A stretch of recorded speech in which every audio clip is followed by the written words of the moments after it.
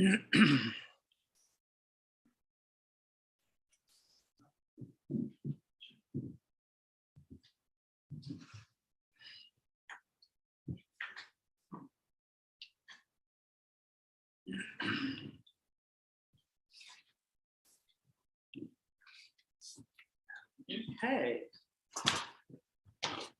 So welcome everyone in person and out in the interwebs to the second night of Publishing Triangle Awards finalist readers.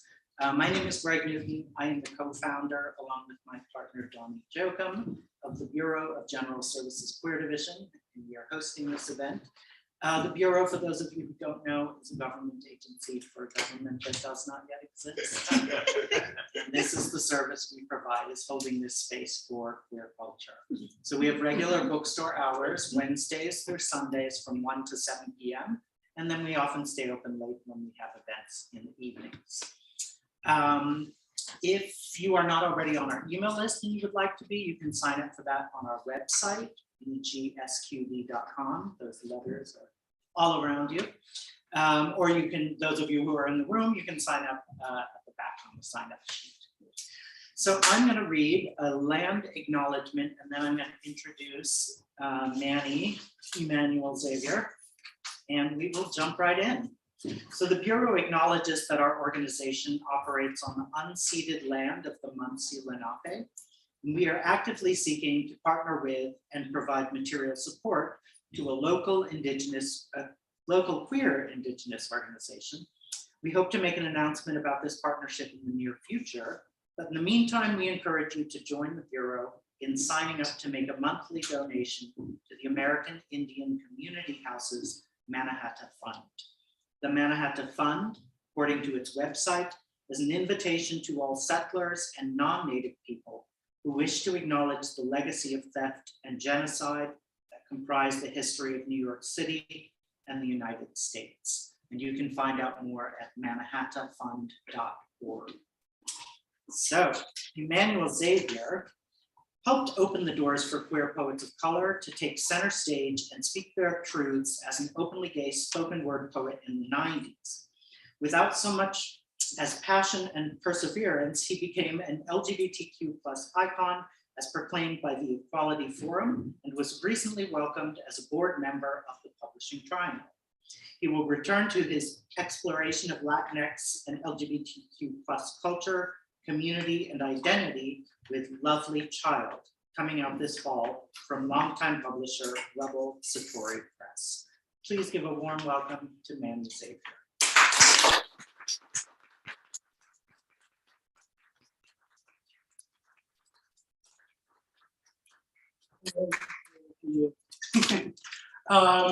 Thank you so much for joining us either live or virtually. This is a first for me. To be on the board of the Publishing Triangle is truly an honor, and to bring my experiences and my energy to the organization is really astounding, and I'm really looking forward to hosting tomorrow night at the Publishing Triangle Awards.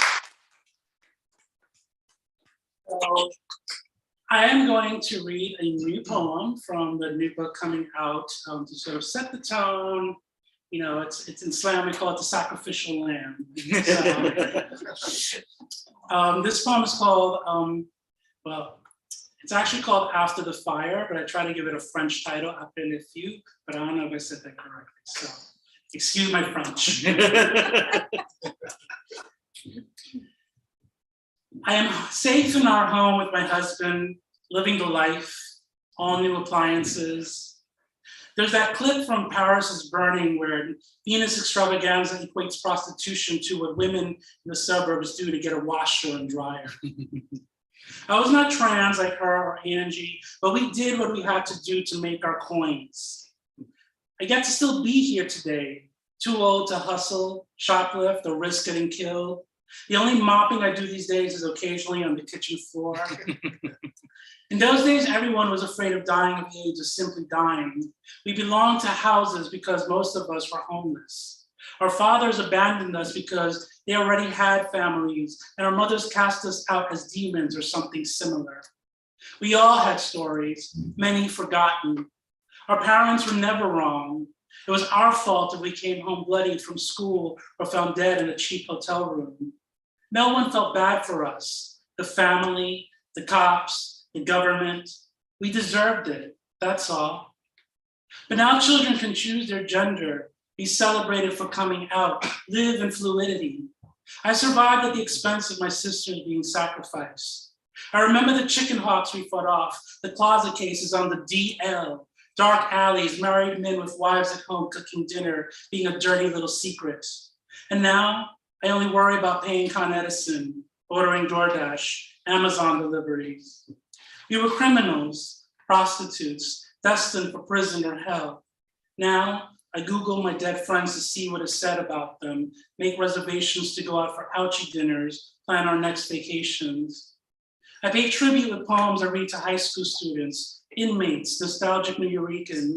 New generations get crowned and walk away with Anastasia Beverly Hills Cosmetics for being the best at what our girls were once eliminated for. If they were alive today, would they be celebrated or murdered in a world that's still violent towards queer and trans people? There are essays and articles about how we live. I tell my spouse stories as we dine somewhere safe and welcoming. I sleep like the child I never really got to be, dream for all our angels who never had this moment.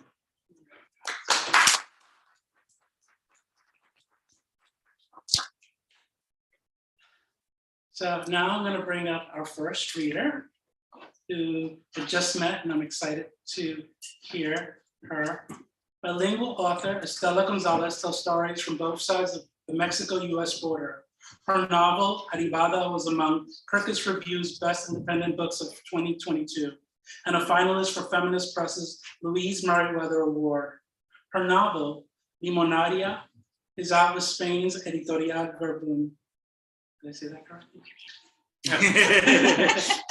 A short fiction appears in Barcelona Review, Best of Solstice, Coal Hill, Flash Frontier, Latino Book Review, Latin Lit, Revista de Literatura Mexicana Contemporánea, Sinister Wisdom, Feminine Rising, and Under the Volcano.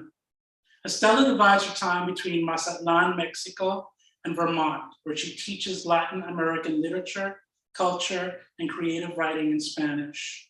Her current project is a historical novel about gay ghosts. I'm excited for that. Yeah. Ladies and gentlemen, please give it up for Estela Gonzalez.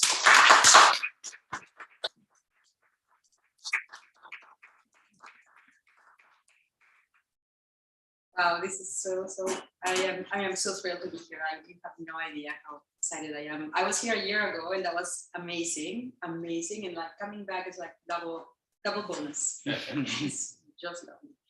And of course, on this occasion, even more. So I'm going to read a little bit of my novel, Arribada, and I think what you need to know, it has a lot of themes. It's about Mexican coastal lands that are being decimated by tourism. It's about sea turtle conservation. It's about two girls who fall in love, and they do that across the ethnic divide. So they have a lot going, at them. And you'll see them here when they just meet. They were little girls. So they were first friends and then they fell in love and were adults. But here they're just meeting. Naka was the day's word.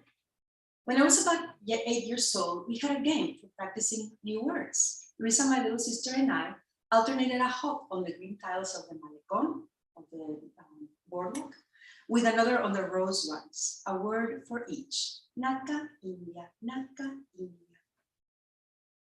We caught up with Alonso, my uncle. Don't say that. Where did you pick it up? I pointed at a group of girls chasing another one, trying to lift up her skirt. They call her Naka, India. Who's Naka? Luisa said. Who's India? Alonso lit up. It's a person with warm, deep skin and eyes like the night. Luisa yanked at her own ponytail. Pretty black hair. Blonde is pretty like Mariana. She placed her arm next to mine and compared. Don't be silly, said Alonso, tickling her nose with her own ponytail. I've told you many times how pretty you are and kind and smart. If you were India, you would be just as pretty. Those there think that they'll feel special if they put someone else down. But Indians live in orphanages, Luisa said, and ran to my mother. The girls were a swarm running in our direction, closing in on the dark-haired one. Her long braids lashed her hips like soft whips. The others edged closer, grimacing. She's not wearing underpants. Indians don't wear underpants. They're awful. As she approached me, the pretty one tripped on her long skirt. I offered my hand. That's a bad scrape. She peered at me, then at the pack. She scrambled to her feet and ran toward the throng of tourists about to board an amphibious bus. I don't know if you know those amphibious buses. We lost her among the gringos with the sombreros and the shopping bags. The mean girls scattered. Alonso approached one of them, her face like a hunter's. He pointed toward the town. The girl smiled and sped off, her pack close behind. I plowed through the crowd and found the Bonita crouching next to the bus's fender. Come, I said. I took her hand and led her toward the seawall. We walked down the steps until we reached the sand. Her throat fluttered. Her lips were full and dark like violets. Her cheeks and neck were moist. I wiped her face with my sundress. It's hot today. Hey, your eyes are like the night. She looked at the ocean and then back at me. Yours are like the water. What's your name? Fernanda. And I am Nata. Need some panties? A mean girl was leaning over the wall above us. She wore the Escuela Pacifico uniform. Other girls joined her. Mom says Indians don't wear underpants so they can piss whenever they want. India, did you have to take a leak? Her companions cackled, then started down the steps. Fernanda looked left and right.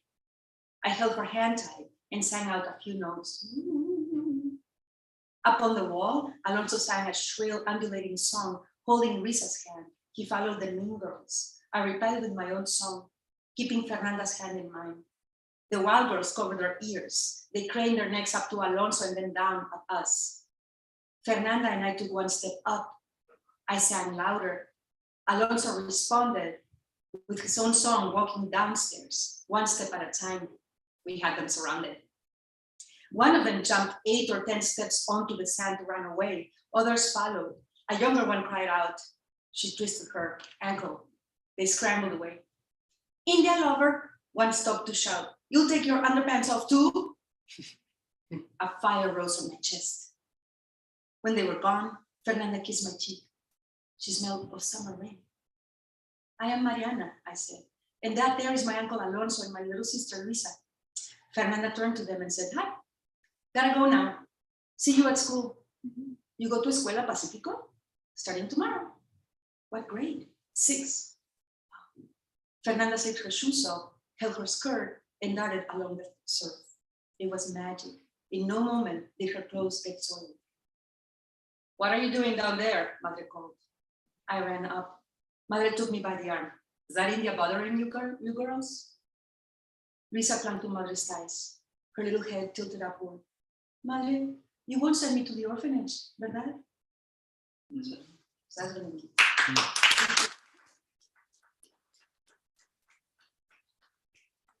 I don't know if I have more time. Is there, I don't know. Yes? No? Yes. Because I think I counted the time and it was supposed to work. If not, tell me, because I'm easy. Okay, so I'm just gonna read a little page and a half. At the end of the book, they're adults and they have faced a lot of stuff. And this is towards the end of their story. They have been taking care of sea turtles. And this work is done at night. You know, it's overnight. It's very, very physically demanding. And in the morning, when the sun comes out, the day begins. Their resting time begins, and they take a break. When we finished working with the turtles, we walked toward the water and took off our shorts and shirts. I had brought snorkeling gear. I pointed toward the wind-carved promontory. I hear the reef around that point is full of sponges. I bet we'll find a hawksbill. I spat into a mask and rubbed it with seawater and offered it to Fernanda. Ready, love? I'm tired, she said. She yawned as she undid her braid and plopped on her back in the water, arms extending from her sides. Her hair floated straight in all directions, forming a circle like a huge soft sea urchin. I just want to float and drift. Oh, come on, party pooper. What if we find a leatherback? Fernanda stretched her limbs. Okay. Let's make it short. We swam, and the sky was rosy in the east. We coasted the first cove, swam around the point, and arrived at the coral palace, full of schools of fish and sea and agate, cobalt, and mango yellow. And then everything changed. The sea turned dark, as though a cloud had covered the sun, but the cloud was in the water and it enveloped us. Then it pulverized. Every tiny section turned toward the sun and became millions of mirrors. It was a school of fish, a glittering cloud, dense as a net, blanketing us in its nimble progression. I circled Fernanda's waist. Our bodies rubbed gently as we swam with one arm each.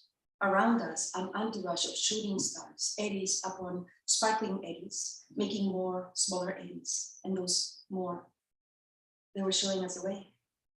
We followed them along the coast. I pulled Fernanda gently along. We slowed down for her, and the fish did too. Fernanda came to the surface eventually, took off her mask, and yawned. I can't. I'll see you on shore, love. I took my mask off too. I held her and kissed her like the first time. We stopped moving for a moment and we dipped, kissing underwater. Around us, the fish made a circle of light. Then Fernanda swam away and the silver cloud parted, some going with her. As I went around the point, the other cloud followed me. In the ocean, we were always together. I swam through the river of light. And then I caught my breath. There was Golfina, the sea turtle. Lost in the dance of silver, the turtle flew, her fins like wings, entangling dainty fish in her turbulence. She browsed the coral, unconcerned with the glittering sea and with me. I came up, Fernanda, Golfina. I listened for her. I heard the breeze.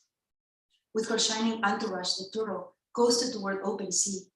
One stroke of her graceful fins took her farther than many of my kicks. I raised my face above water again. I called. I swam. I followed Golfina, and the fish followed me. I looked. Fernanda had to be somewhere. I swam around the boulder into a small valley of sand and grasses surrounded by rocks and coral. The cloud of fish led me to long, black strands of seagrass floating from the floor 5 feet below. I dove to reach the source of the caressing strands. The fish parted in whirlpools of light. A scream grew inside me. On the bed of swaying grass, Fernanda rested, her gaze penetrating my heart.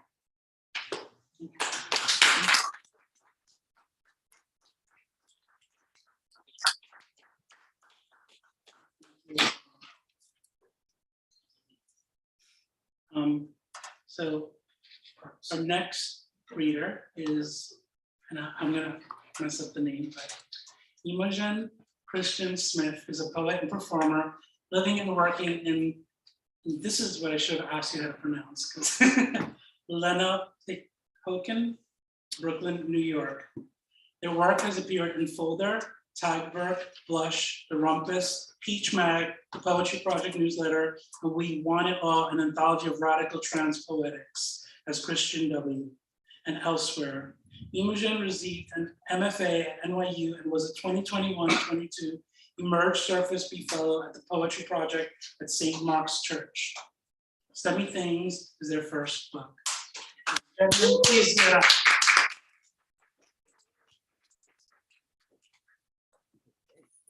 Hi everyone. Hi. Can you hear me? Yes. Okay. Hello everyone in the interwebs. It's great to be here, and it's nice and strange to be nominated for something. And it's great to read with fiction writers because I'm like, wow, sentence.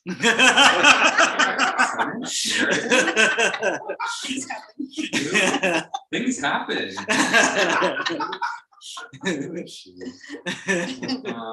I'm gonna read. I'm not sure what I'm gonna read. I'm gonna read some things from Stubby Things though. First.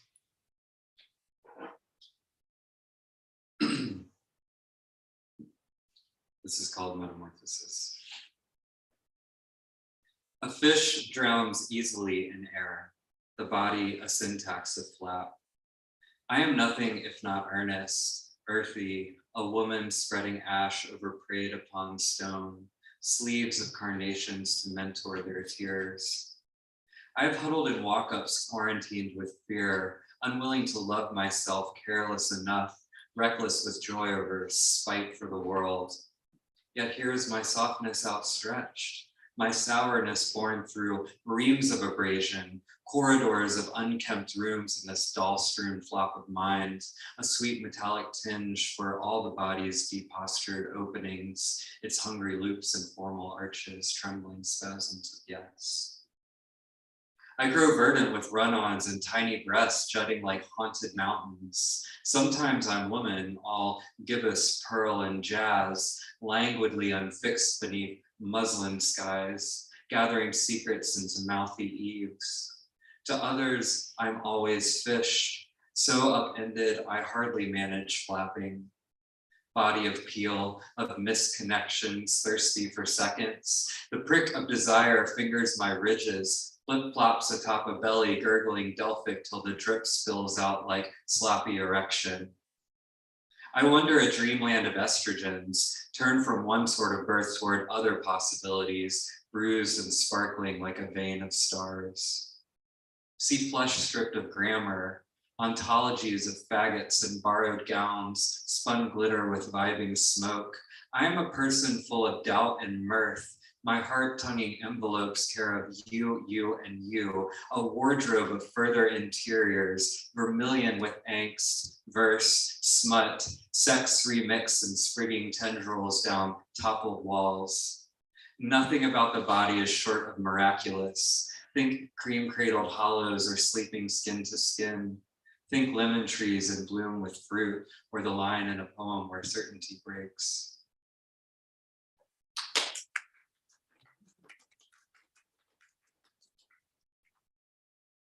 Cecilia, all these poems are dedicated to you. I love you so much. It's like so amazing to read in front of you. This poem's really dumb. It's it's like embarrassingly dumb, but sometimes we have to be really earnest. It's called Like Any Woman's Penis. Obviously, that's the name of the poem. Like any woman's penis, mine drops down where thigh slaps thigh, getting sticky with summer, that warm, salty wave welling up, up, up. In this way, I differ from some women, but not all, a matter of kind rather than degree. I pedaled my bike beneath moonlight through park, no branches, but shadows of branches, a few pesky stingers maybe cruising in the thickets. Virgo season hard lean and glitter smeared cheeks writing no hands like Hunter Schafer. There's a girlhood I need to give myself. Late 30s, licking wounds, done counting bruises my body holds. Anyway, fewer than belly laughs notched with J, smearing lip stain at Sephora like we fear no germ, or that slim bit of power I get hollering, fuck off, I'm my own girl.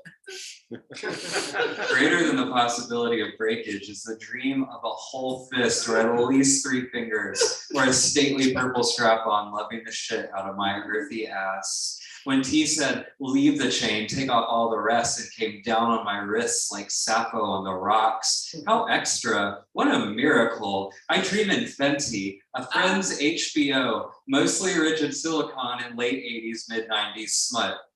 My nightstand painted pink with aloe and gems, moonstone, rose quartz, star cluster, garnet, calcite, orange, blue, pinwheely sex toy like some medieval Joan of Arc shit and a dog-eared copy of the new Fuck You. Sometimes I feel like a caricature, and in this way, I'm like so many women we know. Like any girl's penis, mine's average because I'm average and usually date people who don't shave their pits. I'm a woman who doesn't shave their pits but does shave their legs because I live to laugh at my own sweet secrets.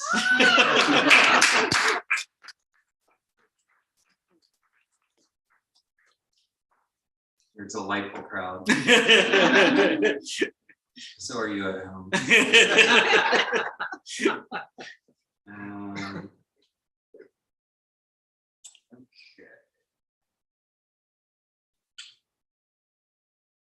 This is called The Way We Get By. Counting calories, disassociating during sex, saying yes when what we mean is, when what you want is, when nightshade numbs nostrils, powder, and breath. Whatever your pleasure, take it, now subtract by half. Who am I to deny it? Pills crushed, back throat tickle, brown liquor kick, and blood glowing veiny the more supine we get. Can only be so many the ones, so many it girls and queer celebs, stable, gassed up, new bodies to market to. What makes me tender but this sense we share of lack? Shutting my eyes on Reese last Sunday in the boombox blur of gay boys strut, I imagined there was enough for us, and before me lay the fullness of the sea. Every day someone tries to feed me cake, says you're asking for it, threatens to bash face, mansplains the body in and out of being, compounds many to one. I want this white world flayed, floundered to muck.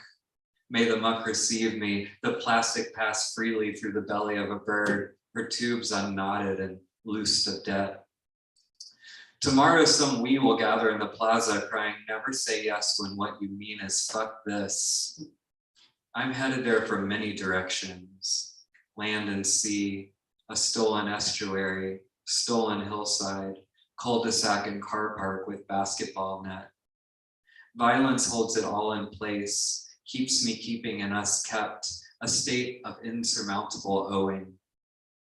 Listen, that's enough, I say. Eat what you want and will to live. Take my hand and know me deep. Splatter gush as night unsettles. Moss about our ankles like lips gliding north a rung of clavicle. Moonlight spooling curves like drenched dogs dilating with heat. If we get real good at loving ourselves, do we get really good at loving each other? I mean, damn differences and exalt them, top to bottom, cop free and free your mind, baby. Does it work like that? Apoplectic morning pouring musk in our gourds, the two of us, now 3, 4, 50, 100 loaves and fishes, red-veiled yoke queens run keep deep for joy, punk-ass chains hickeyed around our necks in a fellowship of thorns. When I say you, I mean, of course, me. I mean, not you. We halfway to it girls, gathering abundance while mistaking 7 seas for salt. Knowing pain, seek no pain, yet build by any means, the fire-wicked bottle breaking glass, a trowel-poked glory hole tilled in mud, the how of our love, caloric, igniting, what I always mean to say when wavering.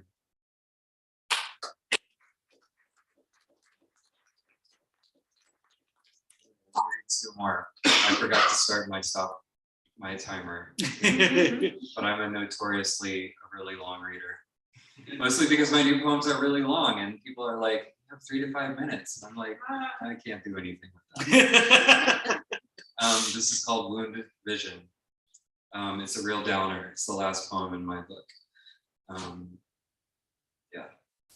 The boss bitch is not my sister, not the nation, and she ain't my mother. I say I'm a traveler, not a conqueror, nor am I passive either. There are bodies yearning inside me and we vibe. At the secret rave and Prospect Dark, the dancing's erratic, was so much sick. We take poppers off preppy gays who in before time sneered at my wholly repurposed cock.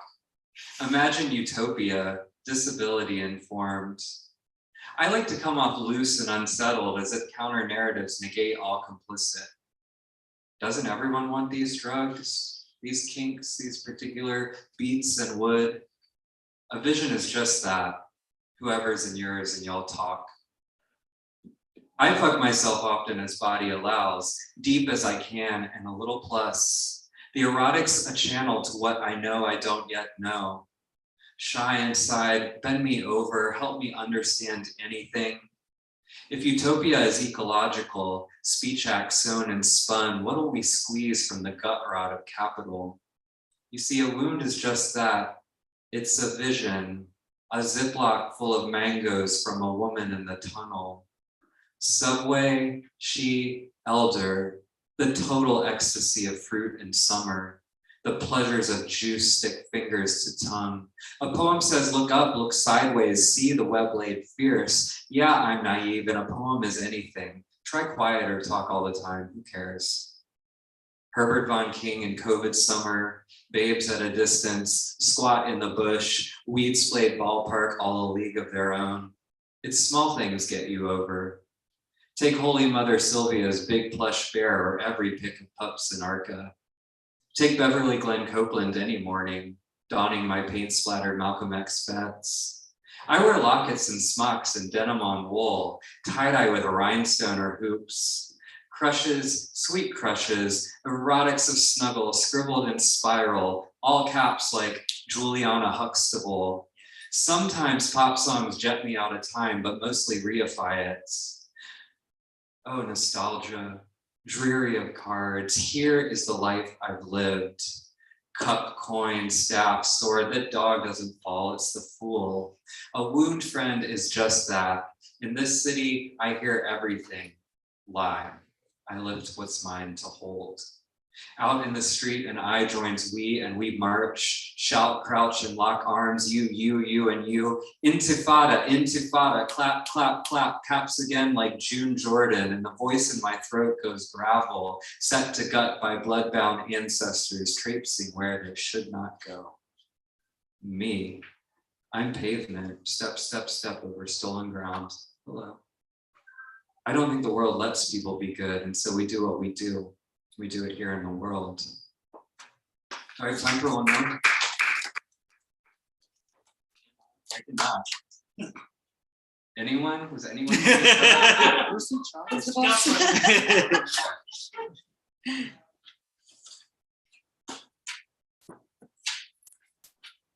Okay, this is called Heartthrobbing. It's my last poem. I'll read it really fast. It's about crushing, which is my favorite subject.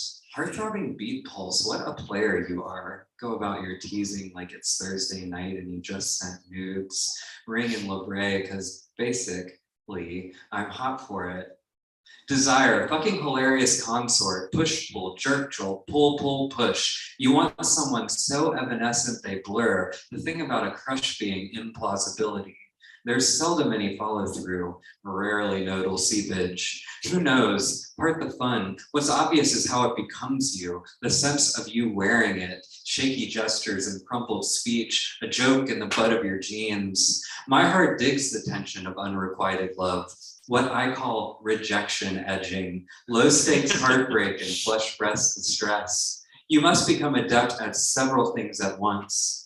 What's utopic about the crush is its ghost veneer, never quite materializing like you dreamt, though the prospect contours nanoseconds vis-a-vis duration. The way crushing starts is you feel everything excessively and it overwhelms. Goosebumps as chorus lips bridge. When they cross the floor and you panic, turn beat and spill gut to friend. Your mesh and slutty rape gear pierced by wind, blowing any illusion that March equals spring.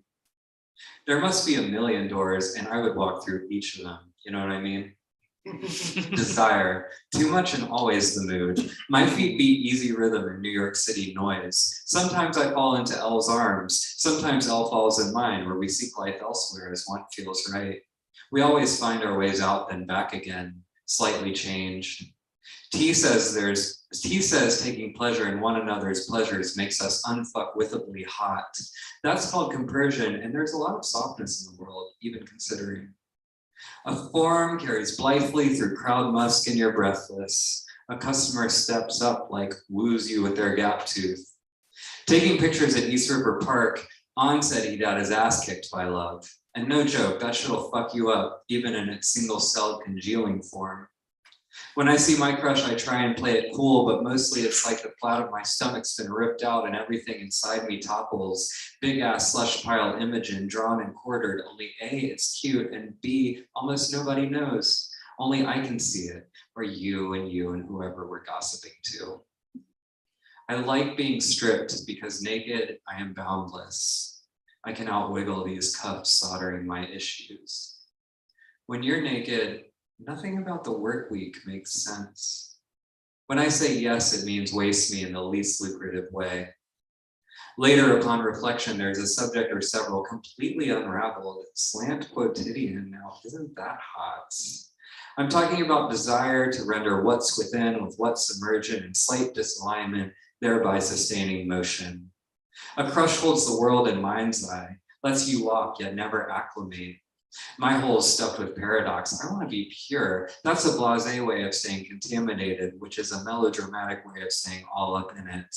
Crushing velocity, hoarding new fonts, ways of tucking in your shirts, bratty little phrases, loose and meter, love played simple, skip triple poly Dutch and try not to disassociate like rain pouring out low-hanging clouds.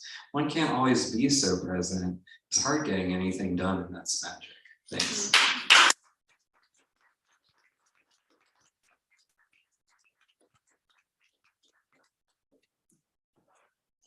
Thank you. Now we're gonna go virtual. So our next reader is Ciara Freeman. Ciara Freeman is from Cleveland, Ohio, where she is the current Lake Erie siren and a teaching artist for Center for Arts Inspired Learning and the Sisterhood Project in conjunction with the Annis Fieldwolf Foundation. Did I say that right? She is a 2021 Premier Playwright Fellow recipient with Cleveland Public Theater. She is a 2020 Watering Hole Manuscript Fellow, a 2018 Winter Tangerine Chapbook Fellow, and a 2018 Poetry Foundation Incubator Fellow. Her work appears in The Offing, Boat, Tinderbox, Josephine Quarterly, and elsewhere. She has toured both nationally and internationally. She is the co-founder of Outsiders Queer Midwest Writers Retreat. Chances are she's by a lake thinking about Toni Morrison and talking to ghosts. Hopefully not right now. In her spare time, she is growing her afro so tall, God can use it for a microphone and speak through her. Ciara Freeman. Thank you so much, Xavier, for having me. Thank you, Publishing Triangle, for existing and making sure that our community is seen and held and validated in ways that we absolutely deserve. Thank you, all the readers that have read before me. Tomorrow's my birthday, so this is like an early, thank you. It's like a little early birthday present to me. I'm very excited. I'm gonna start though. In February 1971, a woman plummeted from the balcony of the Chelsea Hotel, crashing to earth 8 stories below. In a lot of ways, this was the perfect ending for a woman who lived a consummate rock and roll lifestyle. Rocks Off magazine. It's a quote. I wish I could have kissed Devon Wilson in the mouth, not to taste Jimi Hendrix or Miles Davis or Mick Jagger, but to swallow her tongue before she did. Blade liquor to blade liquor, I bet she tasted like hallucination. I think I see her in my lover's wet cave, listening for rain. If I had been born earlier, maybe, if she had preferred poets to musicians, belladonna to foxglove, she would have chosen me, perhaps. It is so very clear she wasn't the medicine, but she was the mortar. What and who you wanted to hold. Death is the only fountain of youth, coin and shrinking the closer you get to God. Devon, with the afro heaven high, Devon, who knew banishment and wasn't bashful about it, a childhood characterized by violence and poverty, leather-clad cocaine cocktail conversation in the back of my throat. She makes my heart water. I don't understand how they could call her a groupie and not what happens to the sweet and mysterious black space after the stars burn inside of it. It's divine. Not quite divine, but kind of close. I know the feeling, and I still wonder what it tastes like on someone else. And I know it's irony because this is what she was doing her whole entire legend, so starved that when hope came, she knew nothing but to gulp it down. And in the end, no one knows if she jumped or if she was pushed, but she was certainly returned to the concrete. replanted rose, her body a bloody bouquet, her audience forever ungrateful. Thank you. So I'm basically gonna do poems about my crushes because that's who I am. Devon Wilson was, just for backstory, Devon Wilson was a woman who was involved with Jimi Hendrix, Mick Jagger, and Miles Davis. A few of them wrote lyrics about her, and the rumor is she wrote lyrics for a few of them. Anybody is interested in the background. This is from the movie Set It Off. It's about the character Cleo from the movie Set It Off. Urban Girl in 4 non-Oscar nominated parts. Part 2, taking one thing to explain another. Cleo. And all I'm saying is Queen Latifah was the one who decided to sacrifice herself and set it off. Cleo, with her beautiful fat and a laugh, honey heavy packs of Newport Strong, she died feeling disposable. You shouldn't even have to live like that. Who decided to sacrifice herself and set it off? Cleo, with her beautiful fat and a laugh, honey heavy packs of Newport Strong. And all I'm saying is her scalp slipped back like an arrow. She died feeling disposable. You shouldn't even have to live like that. She's not the only one to die. They all Black women, but of course, she is the first to offer. And all I'm saying is her scalp slipped back like an arrow. Her girlfriend ain't speak the whole movie. A goodbye caught in her throat like a wishbone. She not the only one to die. They all Black women, but of course, she is the first to offer. You can call it what you want, but it is still a betrayal. Her girlfriend ain't speak the whole movie. A goodbye caught in her throat like a wishbone. Ursula, a ghost to everyone except Cleo. I bet the first time she spoke, a haunting happened. You can call it what you want, but it is still a betrayal.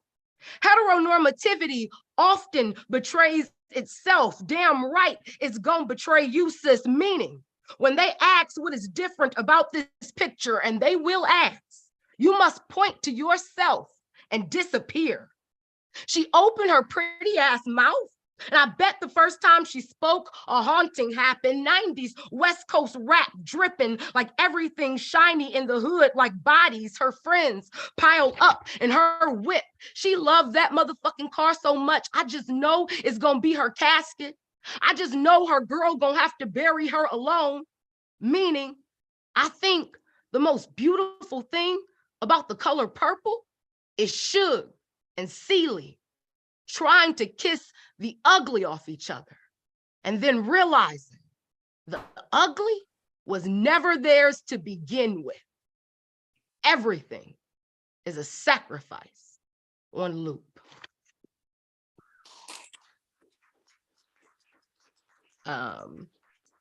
This poem is kind of spoilers. If you haven't seen Orange is the New Black or caught up with Orange is the New Black, this is where Pusey's story ends. So here's that.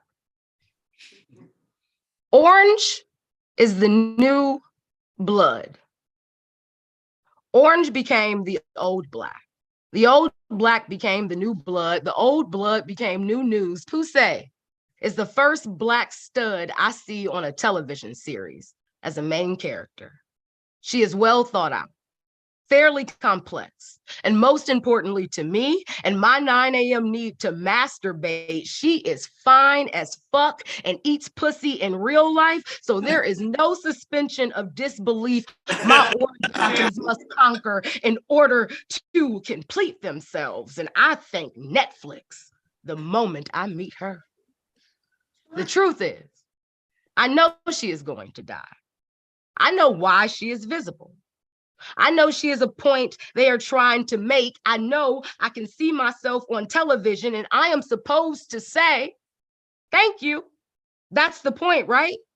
It's gasping for its last breath under a white man's weight, but there it is, shuddering. Do you know where a point goes when it dies? Do you know there is no specific term to name the grief one feels over a fictional character's passing? When I was a kid, I could not name what it meant to watch G-Baby die in Hardball, or Thomas J in My Girl, or Mufasa in Lion King, or Ricky in Boys in the Hood. I wanted to, but could not explain the loss of someone I would never meet. How this too is a language where stay is every word, and if such a thing is possible.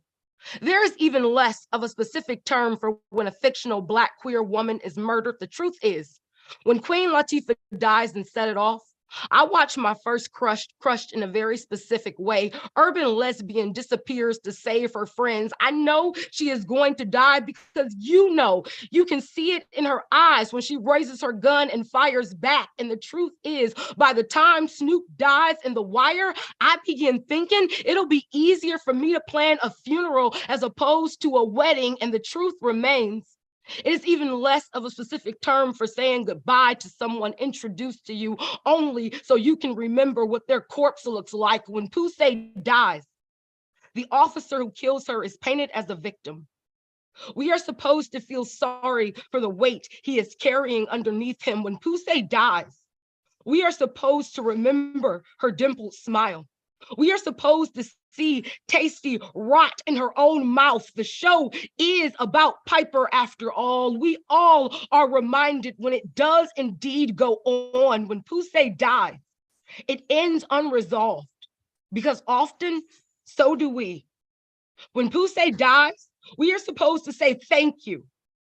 We are to get on our knees and thank the closest white God that it wasn't Samira Wiley this time. Thank you. And I'm gonna do one more poem and I'm gonna hop out the way. And thank you all for listening. Appreciate it.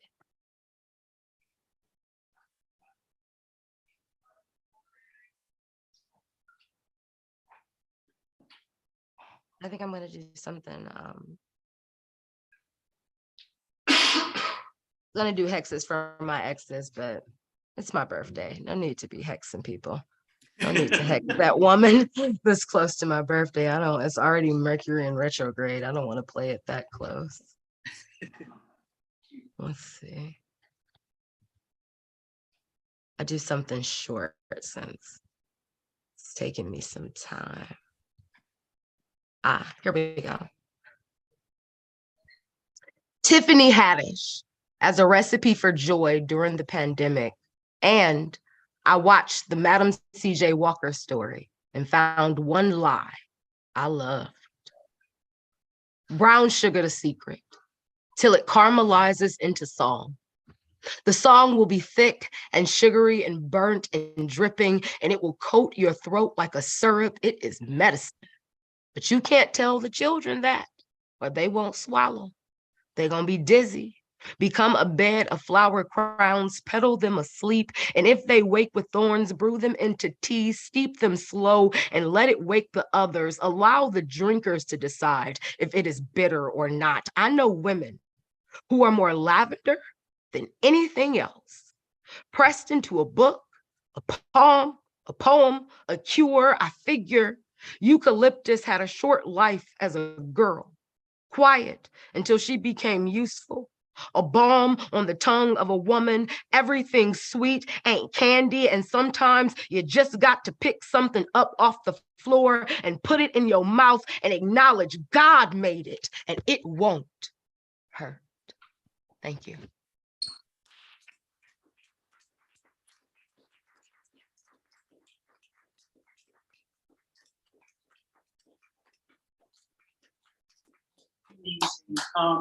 I just have to say, as a spoken word poet, for a spoken word poet to be a finalist in the Publishing Triangle Awards is amazing. So, and with that, I also want to remind everyone to please, first of all, buy books at the Bureau. or online from the Bureau site. And also, please consider joining the Publishing Triangle, because for $40, we do a lot. It's all volunteer work, and it's about celebrating our incredible authors and books, and so please do that. And our next reader is Philip Clark. Philip Clark is the co-editor of Invisible History, the collected poems of Walter Borowski, Robosatori 2022. His previous books are Persistent Voices, poetry by writers lost to AIDS, and In the Empire of the Air, the poems of Donald Britton. The recipient of a MacDowell Fellowship, he is completing a biography of H. Lynn Womack, a pioneering gay publisher from the late 1950s to the early 1970s. He lives near Washington, D.C. Ladies and gentlemen, please give it up for Philip Clark.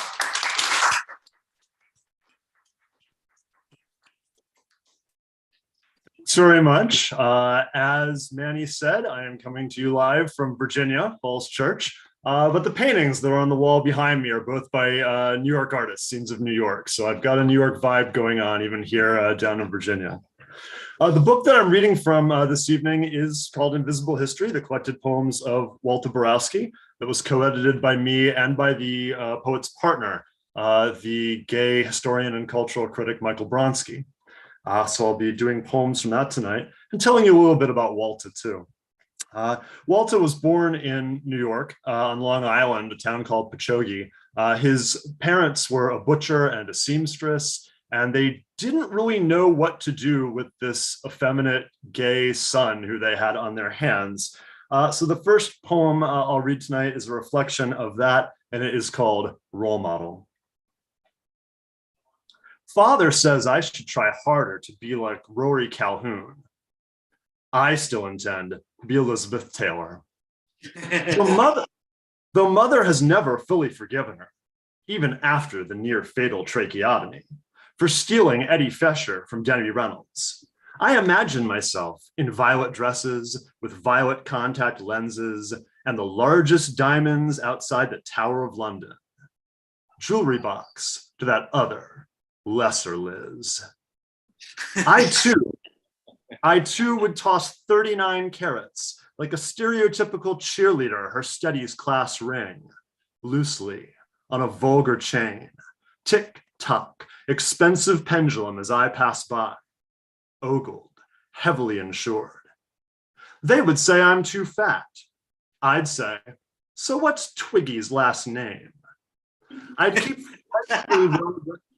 keep frightfully well-framed renderings of my 7 husbands, hard-ons, nude on the piano. Barbara Cook would giggle when she came round to sing songs they'd never let me record, simply because my voice could not possibly match my face. Even my pets would be exotic. Ocelots, unchained tigers, talking birds with vocabularies unexpectedly salty as my own. For what is fantasy but the stroke of fate, of face, that leaves one person taking orders in a pizza joint, another a queen.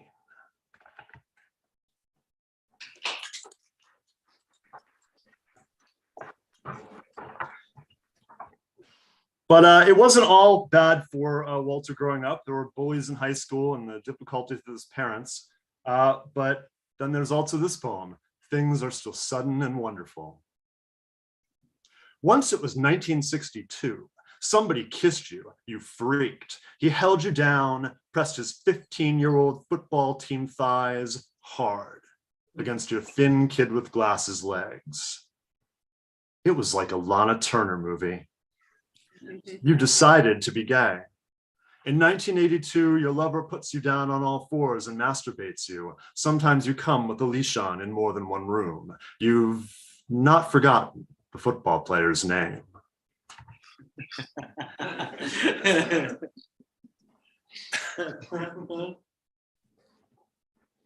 I first read Walter's poetry in some anthologies when I was in high school. I'm pretty much positive I read this poem as I remember doing performances of it in high school. And I think it was in either Ian Young's The Son of the Male Muse anthology or an anthology called Gay and Lesbian Poetry in Our Time. edited by Carl Morse and Joan Larkin, where I first found this one. But it's the title poem from the book. I really wanted to make this the title poem. It is called Invisible History. My shrink told me it was unnatural to be obsessed with the Nazi extermination of homosexuals. Look at me. I'm normal, he said. I sleep nights, and I'm healthy enough to listen to your stories, and others worse than yours. And I still have sex, and I'm Jewish. So what's nightmare pogroms? Find yourself a hot guy to go to bed with, or do it on the floor of his car, but stop it with these death camps. I knew he was right, that his people had lost millions more than my people. But piles of emaciated, tortured, worked to death, gassed to death, clubbed to death bodies resemble each other, and they resemble us. Look at that man on top of the others. Look at his beard. He could be me. When I was 6, my father first told me about liberation of the camps by the Allies. He was US Army, and they entered at last, and those bodies, he said, those bodies. By the time I was 15, my eye doctor showed mercy to me, put me on sleeping pills. Circles round my eyes. I told him I couldn't sleep.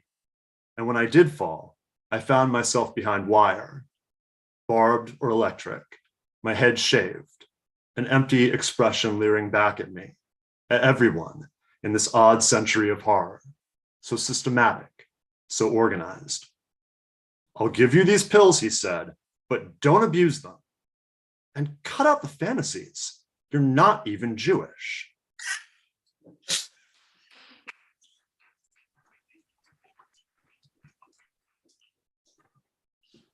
Walter was a fan of both S&M and of romance. I think that's one of the reasons I like him so much. So here's a poem with S&M and with romance. It's from Malcolm, and it's called Surprising Kisses. You were my first S&M man. You showed me the ropes, though we had to imagine them in the dorm at the St. Mark's Baths. Don't move one wrist from the other, you ordered. Now lick me all over. And like a tired or drunken ballet dancer, my tongue twirled, passion without form, taking your pleasure moans for applause and flowers. Now and then I'd plie at your closed mouth, lick your clipped beard and tight lips. Now and then, on cues very much your own, you'd open your mouth and give mine surprising kisses. How odd. How more desirable these than those given freely in uncategorized love, as if kisses are just commodities, obeying the law of supply and demand. Later, you worried that my hair, wet all the while from whirlpool and sauna, steam bath and love sweat, would catch me cold. You offered me taxi fare home. Surprising concern, surprising kisses. But like men of less choreographed fantasy, you said goodbye and good knowing you. And I danced uptown unbound.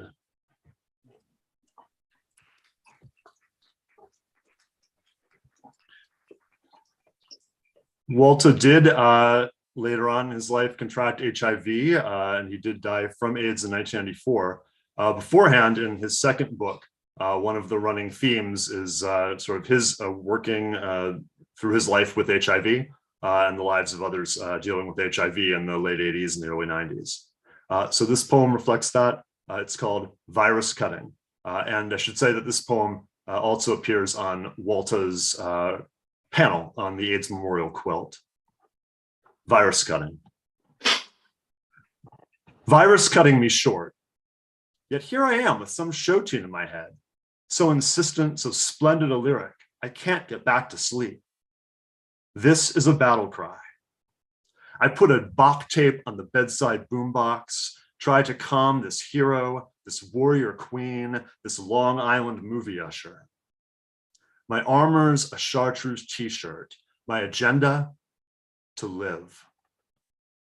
They tell us repeatedly that the deadly virus is invariably fatal. Yet every morning, drugged and insomniac, queers filled with toxicity and enchantment, fire and fungus. Hear their voices, then broadcast our own news.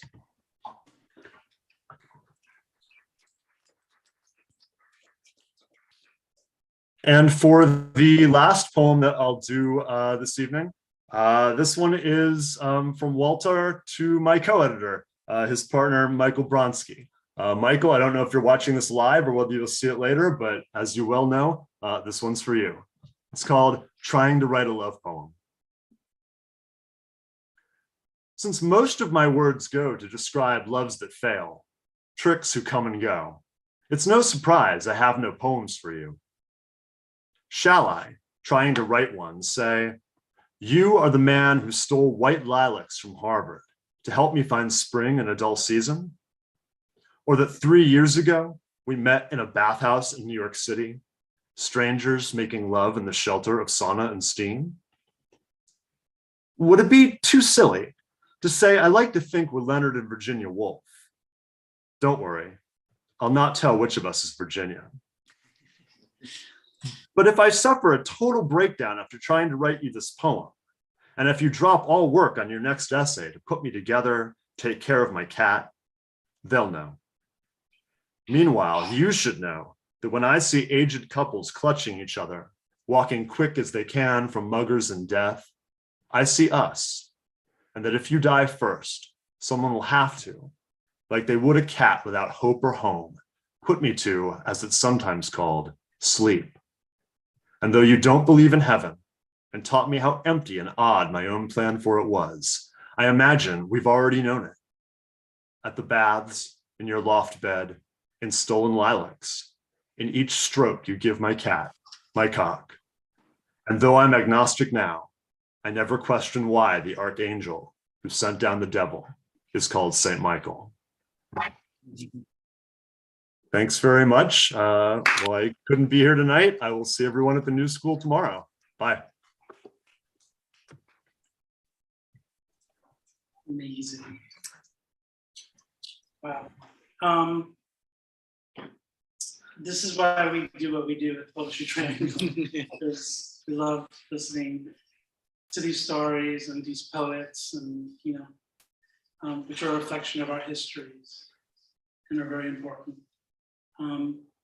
So I'm gonna move it along. Our next speaker, Mecca Jamila Sullivan, is the author of the novel Big Girl, a New York Times Editor's Choice selection, and a best book pick from Time, Essence, Vulture, Miss, Goodreads, Booklist, Library Reads, and SheReads.com. Her previous books are The Poetics of Difference, Queer Feminist Forms in the African Diaspora, winner of the William Sanders Scarborough Prize from the Modern Language Association, and the short story collection Do Talk and Love, winner of the Judith Markowitz Award for Fiction from Lambda Literary. Mecca holds a PhD in English Literature from the University of Pennsylvania, an MA in English and Creative Writing from Temple University, and a BA in Afro-American Studies from Smith College. In her fiction, she explores the intellectual, emotional, and bodily lives of young Black women through voice, music, and hip-hop inflected magical realist techniques. Ladies and gentlemen, please give it up for Mecca Jamila Sullivan.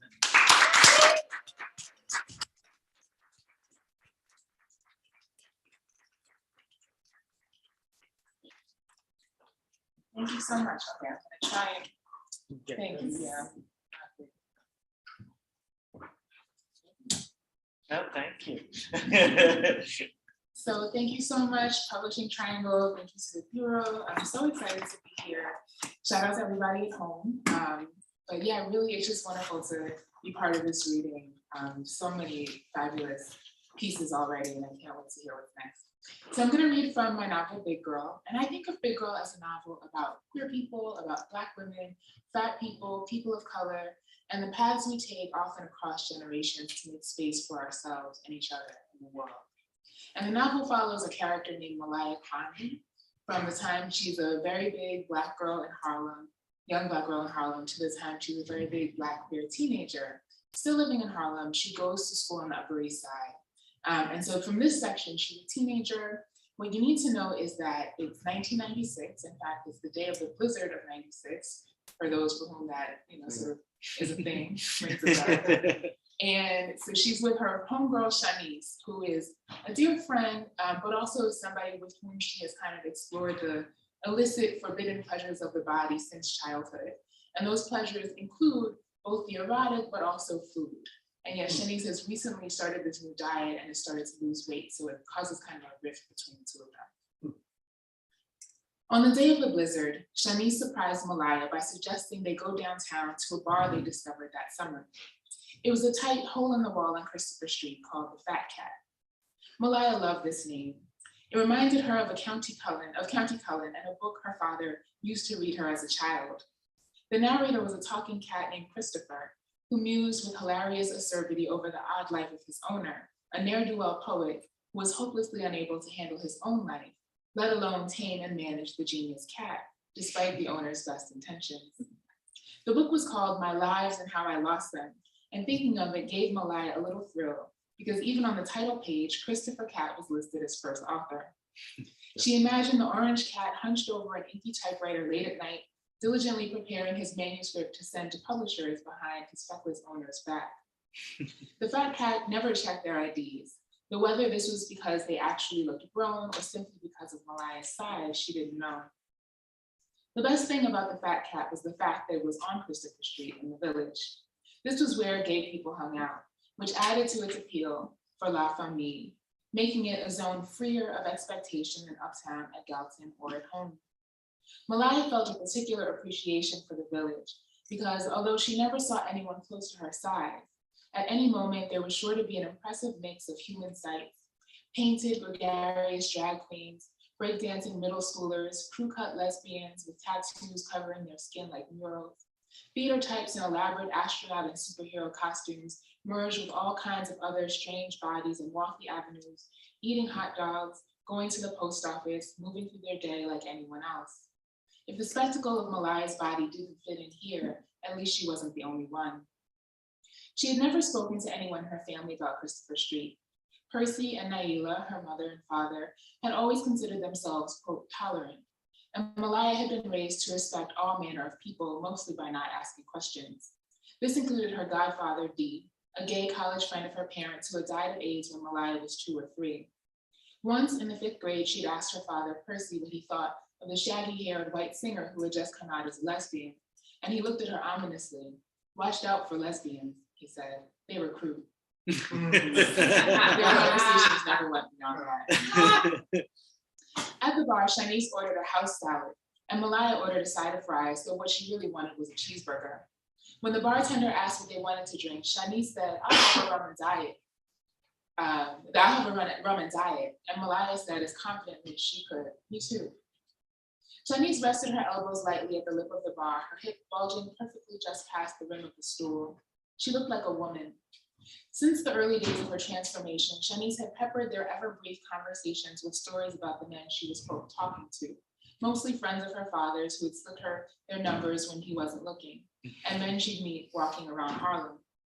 They brought her dinners from the chicken spot on Broadway and took her for drinks at St. Nick's Pub. Malaya hadn't believed these stories at first. Usually she listened with a feeling of self-indicated suspicion, filing them away with the mysterious Patricia Guzman and Malaya's own lies. But now Shanice stirred her drink and leaned in toward the bartender with an ease that shocked Malaya and made her breath quicken. Can we have another round? Shanice said, painting a lazy loop in the air with her finger. You made them pretty good the first time. The bartender smiled at Shanice and said, but of course, beautiful, in a stuffy nasal voice. As they talked, Malaya looked toward the door, watching people whirl in from the blizzard, snow coating their hats and jackets like sugar. After more drinks, they were full and slightly dizzy, laughing first about the math teacher, Mrs. Ansell's ridiculous hairdo, and their friend Eric's latest hallway antics, and then about nothing at all. Soon the music changed, and one of Malaya's favorite songs came on. It was by Biggie's protege group, Junior Mafia. It had a burrowing bass line that transported her into a perpetual nighttime of deep mood and fast life. The only one thing I want to do is freak you. You gotta hit me off. It was about sex and success and longing, like all the best rap songs. Lil Kim's verses stood for Malaya at the apex of irreverence and Black girl raunch. In the video, the rapper faced the camera boldly in lingerie and multicolored furs, her bra and panties showing shameless as the sun beneath her bright green wig. Malaya imagined what it would feel like to be wrapped in nothing but luxury and a what you gonna do about it look, making fearless demands for her pleasure in front of an infinite audience. Shanice must have known what Malaya was thinking because she sat her drink down on the bar and said suddenly, "We're gonna dance." Malaya hadn't danced in front of anyone since the Harlem Arts Academy in childhood. She had planned to spend the afternoon balanced on the bar stool, mouthing song lyrics and waving her head to the beat. But now there was the music and the snow and the heady woos of the grease and the drinks. And there was Shanice's hand leading her to the small clearing at the back of the bar. Grown men watched as the two girls moved across the space. Shanice winding her hips to the beat, Malaya sucking in her belly to swerve through the maze of tables and chairs. At first, it was hard to keep up, and Malaya wondered what the men were thinking as they watched. But then Shanice put her hand on Malaya's hip and pressed herself so close, Malaya could smell the rum on her breath and her African pride hair oil. Shanice turned around and pressed her body against Malaya's, bending down and rising up in the rhythm, dipping so perfectly to the beat that it lit Malaya's skin. Now it didn't matter what the men were seeing, or that they were there at all. Shanice turned to face her again and placed Malaya's hand at the slope of her waist, narrow but still full, a soft puff of flesh between her fingers. Malaya felt something pop inside her. She looked at Shanice, who looked back at her only for a second before closing her eyes and dipping down once more. Malaya felt her arms melt, felt her body sink into the rhythm and the rapper's rasping voice. She let herself grab and sway and grip and feel. It felt like the towel tent days they used to play back in childhood, but better. It was a feeling so real she could almost hold it in her mouth. The wanting and the needing and the delicious having that all the songs talked about. She closed her eyes, breathed, and went in. Thank you.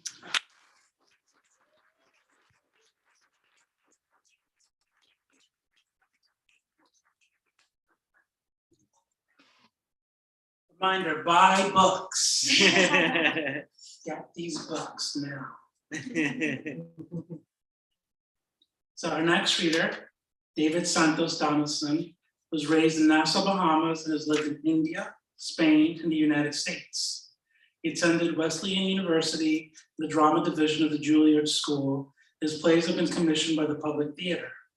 He was a finalist for the Urban Stages Emerging Playwright Award, and his writing has appeared in various magazines, including Poets and Writers, Literary Hub, Electric Literature, and The Rumpus.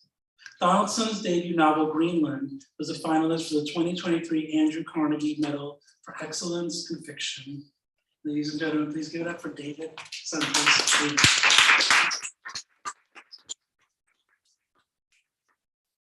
you so much, Nero. And thank you, Publishing Triangle and the Bureau for inviting me here and the nomination. It's a really meaningful nomination. This is Greenland is my first novel to be published, but it's not the first novel I've written. And one of the many rejections I've gotten along the way, the comments have been, there's not really an audience for your work.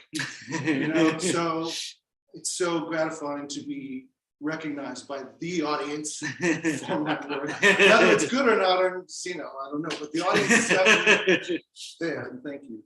It's great to be in company of the rest of you, great writers.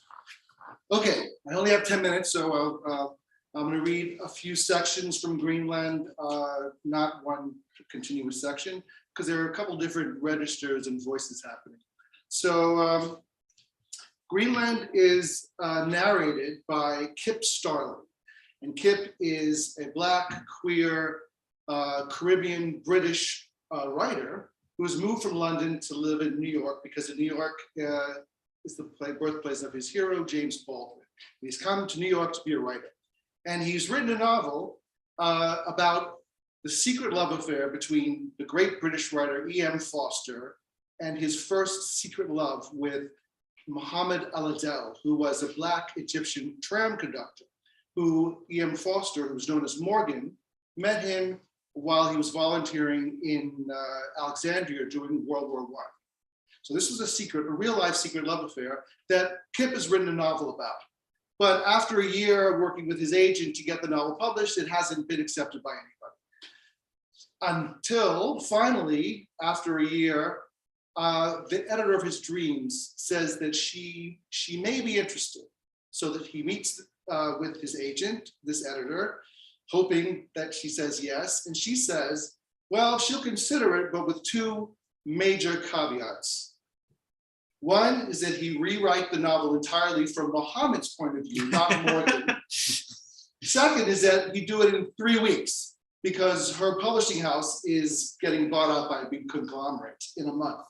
And so if she writes it in 3 weeks, she has a week to read it to decide whether she'll take this novel or not. And Kip is desperate to get published, so he takes on this crazy endeavor. So that's what you need to know. So this is from a section from Kip. Here I go. Muhammad's story, a draft the literary legend cannot refuse. I only have 3 weeks. Time is of the essence.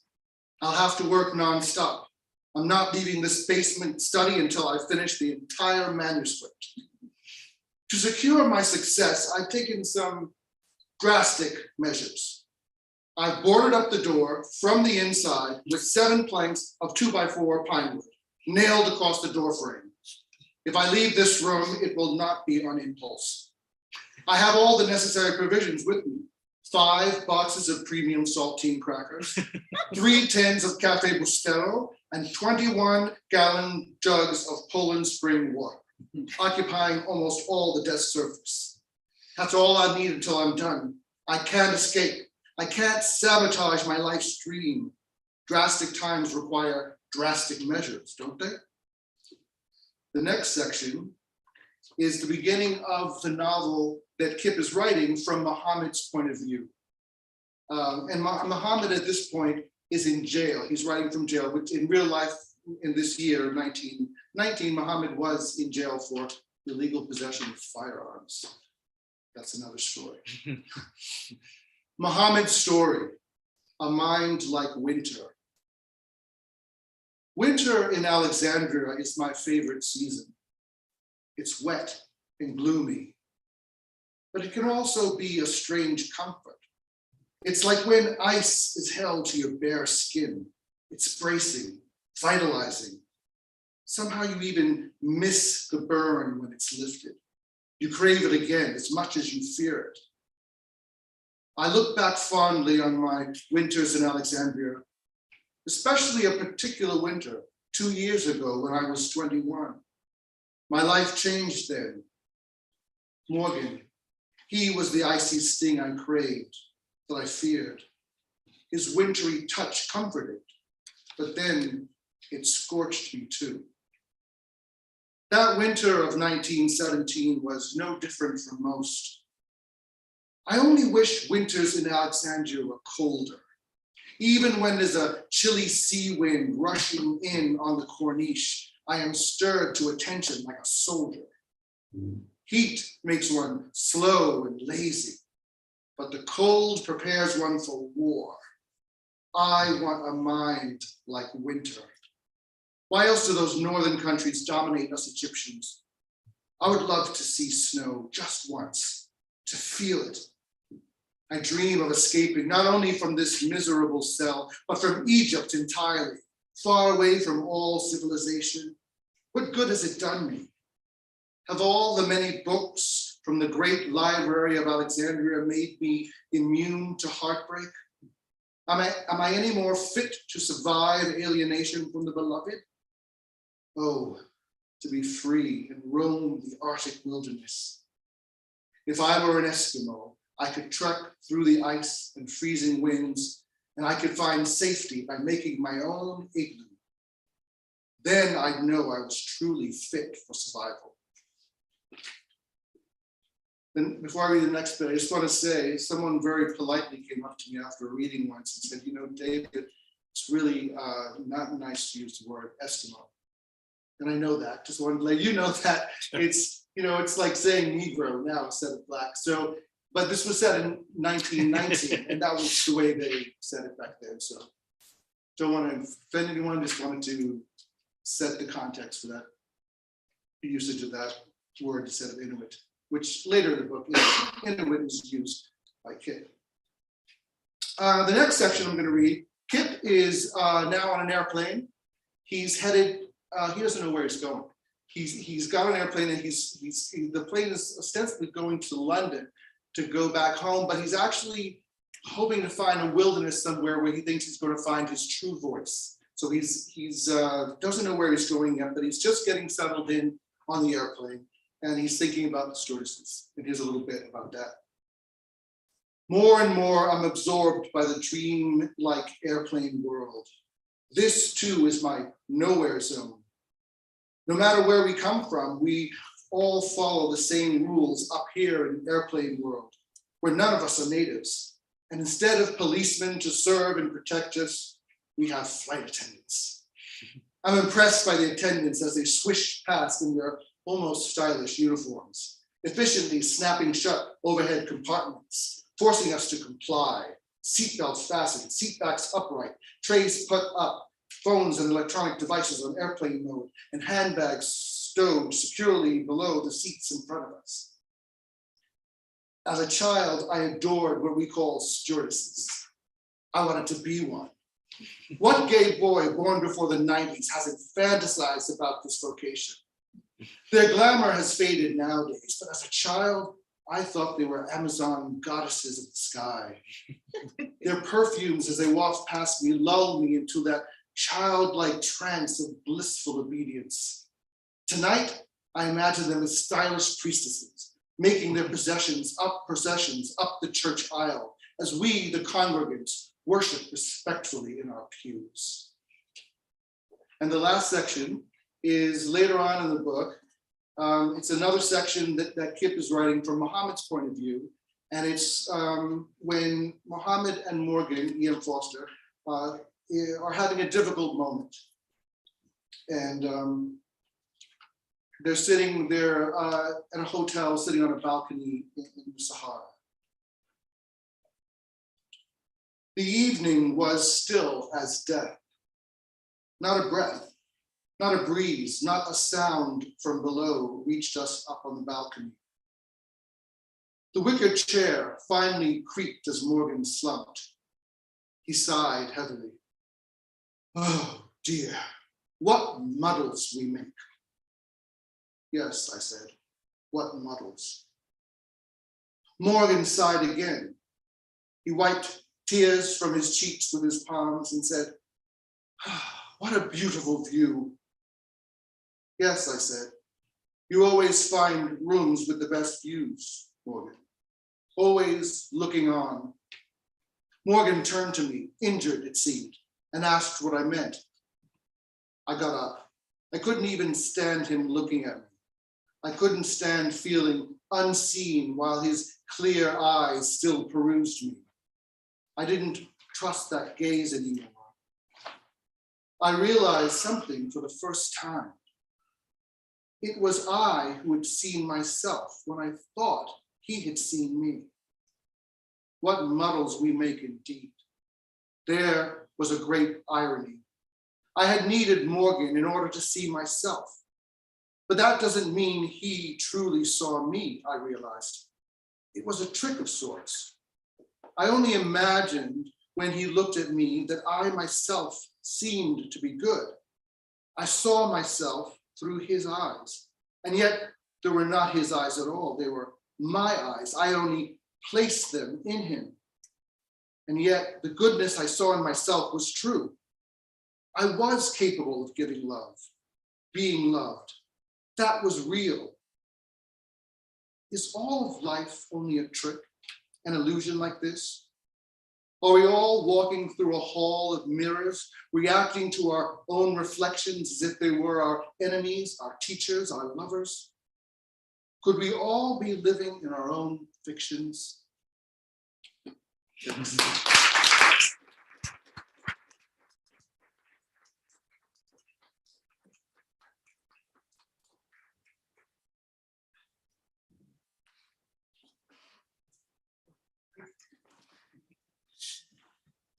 How's everybody doing? Good.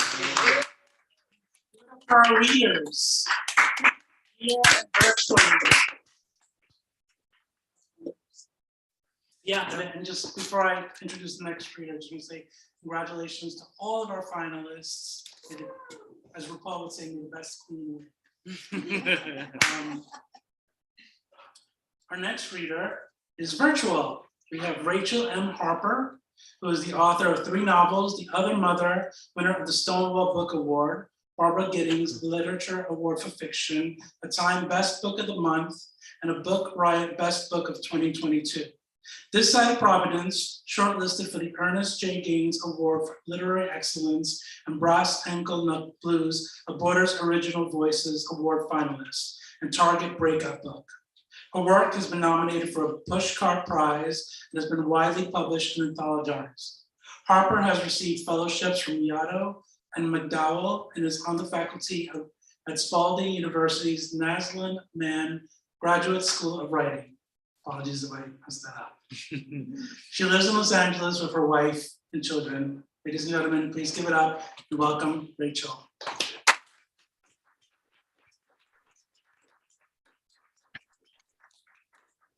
Okay, thank you. Thank you so much. I'm so happy to be here. I've enjoyed everyone's reading so far. It's been lovely. And I am so happy to be one of these finalists. Okay, I am going to read from my novel, The Other Mother. And all that you need for this section, I'm going to read from book 3, which is called The Other Mother. It's Juliet's perspective. And the backstory is that Juliet and Marissa were a couple years ago, had a child together, but Marissa was the birth mother. Juliet was the other mother. And when they broke up, Marissa disappeared and took the child. And now the child is 18 and has just found Juliet. And so this scene is the first time that she's seeing him. He walks into the restaurant where she works, and it's been about 15 years. Standing in the dim light of the restaurant, Juliet recognizes her son instantly, even though she hasn't seen him in more than 16 years. Genry was just over 2 years old that final time, asleep in the crib she'd assembled a week before his birth, wearing his favorite penguin pajamas. She's thought of that day often over the years, almost daily, in fact. But in this moment, now that he's in front of her, she feels as if she'd imagined that scene and has been replaying someone else's memory all these years. Feet peeking through the slats, curls damp against his forehead, how his mouth was slightly opened like he was about to speak.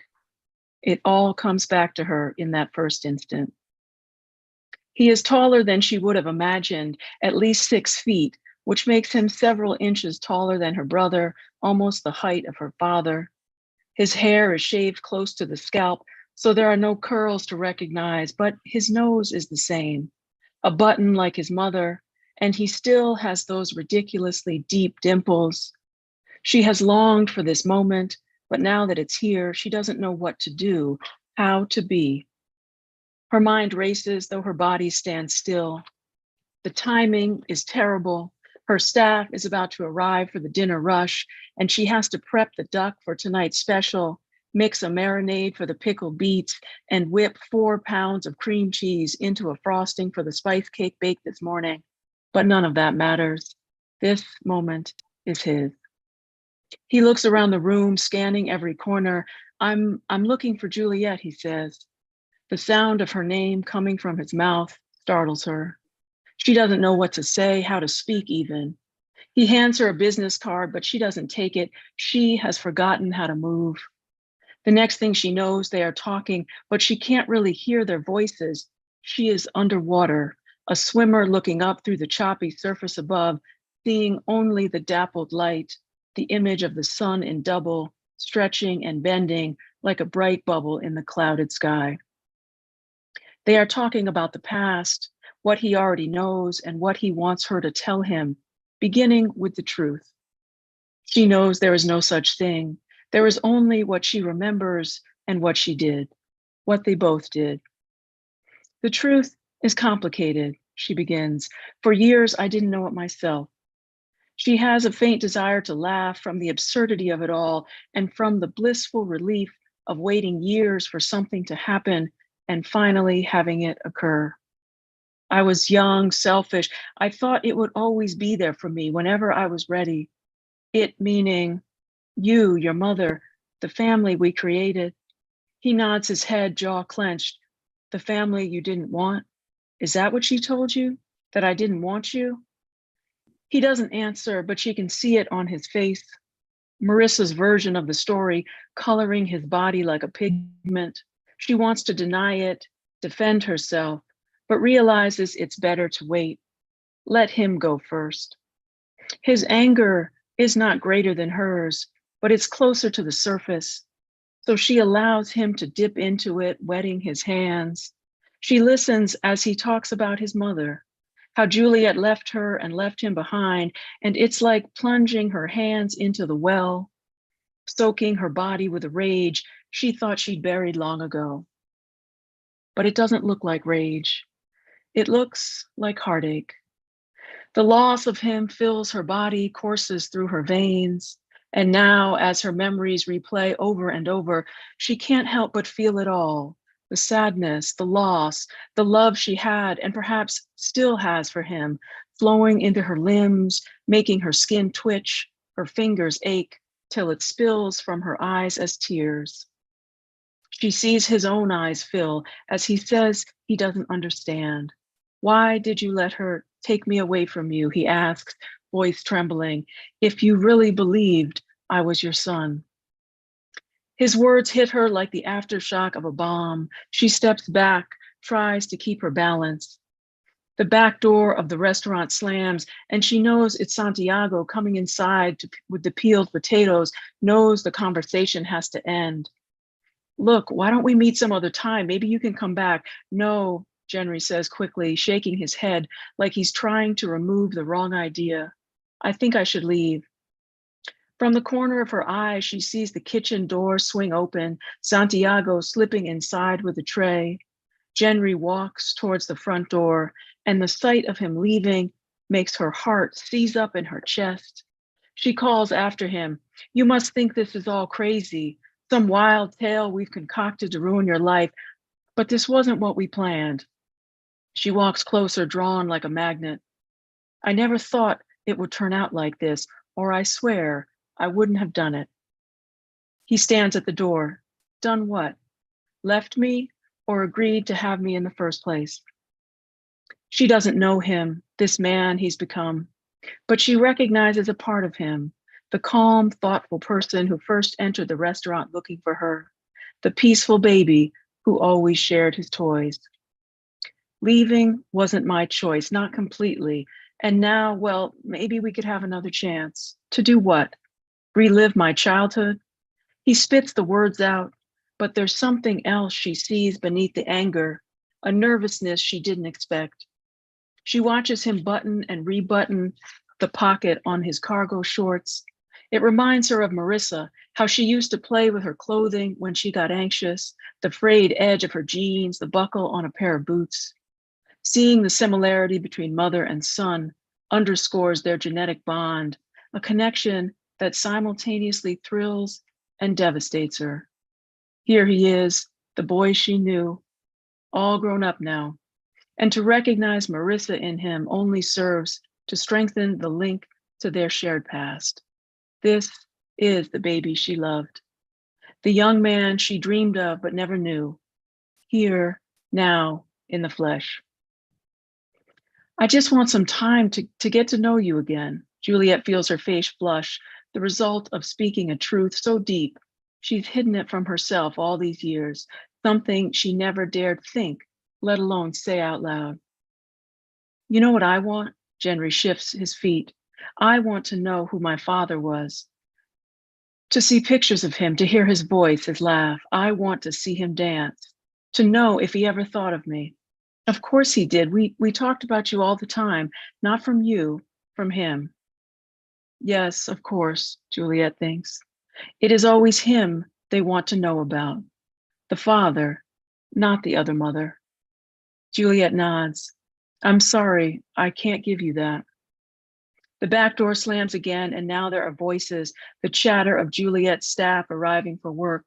She backs up, hoping to block the interruption with her body, to hold on to this moment. She is terrified she will never see him again. I'm sorry, he says, I shouldn't have come. He bumps into the door as he stumbles to find the doorknob. No, I'm glad you did. She wants to say something to keep him from walking out. There's one more thing, he says cautiously. I'd like some pictures, if you have any. He doesn't finish his thought, but she knows where it's going. If I have any proof, she offers, some evidence to place me at the scene. She teases him as if it might help absorb the impact of the last 15 minutes. He shrugs, but the look on his face is anything but casual. Have you asked your mom? Juliet says. She was the one who took everything. She thinks of saying more, of explaining how she was in Europe when Marissa packed up the apartment and left without saying goodbye, but she stops herself. She remembers the horrible shock of the empty living room, the floors so clean, it was like they had never held the weight of anything. Then the nursery, stripped of every sign of Jenry's young life, the rocking chair, crib, and changing table gone, even the bookcase, once filled with books from Juliet's own childhood, wiped clean. And then the odd discovery that her room had been left untouched, preserved like some relic from a previous time, bed, desk, closet, filled with clothing, all just as she had left it, all waiting for her return. But everything, everyone that mattered was gone. Thank you.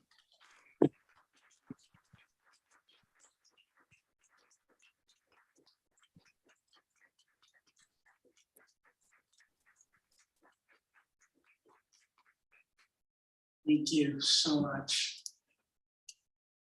And we're going to bring up someone who I have the honor of introducing, because we did an event together some time ago, and she's just amazing. Originally from Argentina, Cecilia Gentili came to the USA pursuing a safer life as a transgender woman. She lived undocumented for 10 years, hustling, doing sex work, which came with drug use. After surviving arrests and an immigration detention, she accessed recovery services and won asylum. She subsequently served as Director of Policy at GMHC and founded Transgender Equity Consulting, which works to ensure all people living on the margins receive dignity and respect. The storyteller and actress, Cecilia has appeared in FX's Pose and her own one-woman show. Fight Us is her first book. Ladies and gentlemen, Cecilia.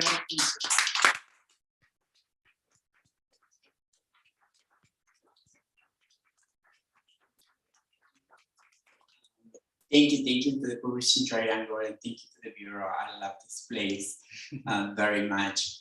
And thank you, it's such an honor to be nominated. Thank you to all of you who are writers. I just happen to be a person who wrote a book, but I don't know if that makes me a writer. I have such a respect for people who write, and that's what they do, just write. I just wrote a couple of things and put it in a book. So I have much respect for all of you, much respect. So my book is 7 letters, and this letter is for a girl that lived around the corner from me when I moved to, it's called FONAVI, which means Fondo Nacional de la Vivienda, which is the project.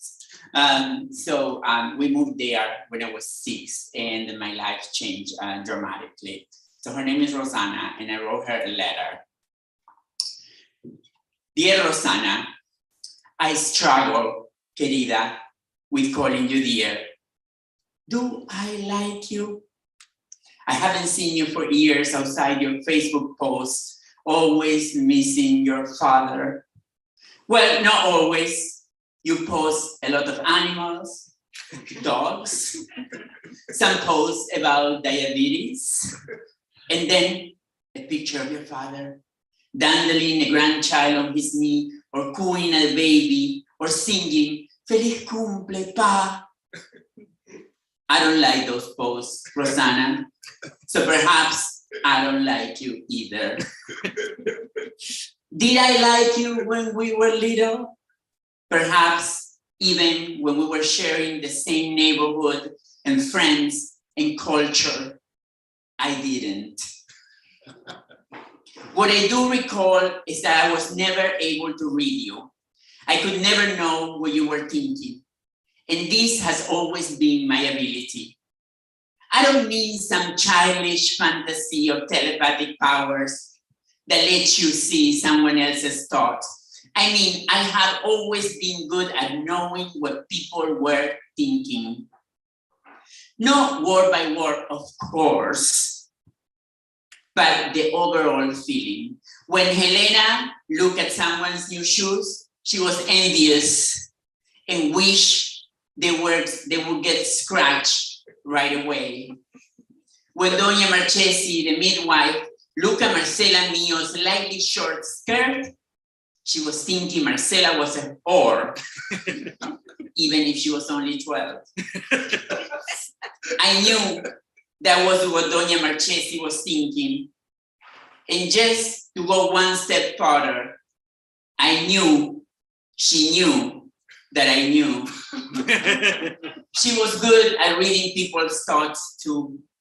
She would lock her eyes silently. We would lock our eyes silently, telling each other, I know. Doña Marchesi hated me. As long as I can remember, she could see my thoughts, and I saw those of others, and she hated me for them. Has she hated me since I was born? She was the first person I ever laid eyes on. It was her who yanked me from my mother's womb. When my mother first told me this, I had this wild vision of Doña Marchesi pulling me out, umbilical cord still attached, and holding me up and glaring at me, instantly knowing that I was trouble. I know she saw me as a devilish being, and I wonder if she considered killing me right away to save the world from having to contain everything that I would become. That would have been a temptation for her. She pulled her son away from me when I came on stage during the school nativity play. I do remember the play. Do you remember the play, Rosanna? You were just a villager, such an unremarkable role they gave you. I wanted, of course, to be cast as Mary, but I knew it would be a hard sell. The whole not having a vagina thing. Nevertheless, I tried. There was even a moment when I thought I may pull it off. At the first rehearsal, they still hadn't picked a Mary, and I talked them into letting me fill in on temporary basis while they were deciding. As I put on Mary's white veil, I thought, now they will see me. And they will realize that this role simply cannot be played by anyone else. Your father was there. He saw me playing Mary and smiled at me. But then Doña Marchesi intervened. She talked a whole bunch of shit about me, and they gave the role to Susana Jimenez. This didn't bother me much though, because Susana was a friend. The rationale was, if Mary couldn't be mine, she should go to someone I like. Susana fit the bill. The problem was, who was I going to be, if not Mary? Susana and I sat down and examined the postcard of the Nativity. She asked me, which of those do you like? We consider all the characters one by one, or specifically all the female characters, and also Gabriel the Archangel. There was an attractive theatrical aspect to Gabriel's costume. Additionally, he would be either descending from heaven on ropes or be perched on some sort of platform floating over everyone else. either of which was very desirable. The downside was whoever played Gabriel would have to provide the technical means of elevation, and I knew my father wouldn't help. And then, right in the front lower corner of the postcard, I saw them, the three kings. They were wearing long robes that looked like luxurious dresses. They were wearing jewelry, a lot of it. And one of them was wearing a turban. Perfection. I knew that if I showed any interest, Doña Marchesi would make them give to someone else. So I formed a plan. None of the boys would choose to be kings. They were too feminine. So what I would do was nothing. I wouldn't ask for them either. I would let those roles go unfilled. I would hold back until playing a king would be a favor that I was doing for them.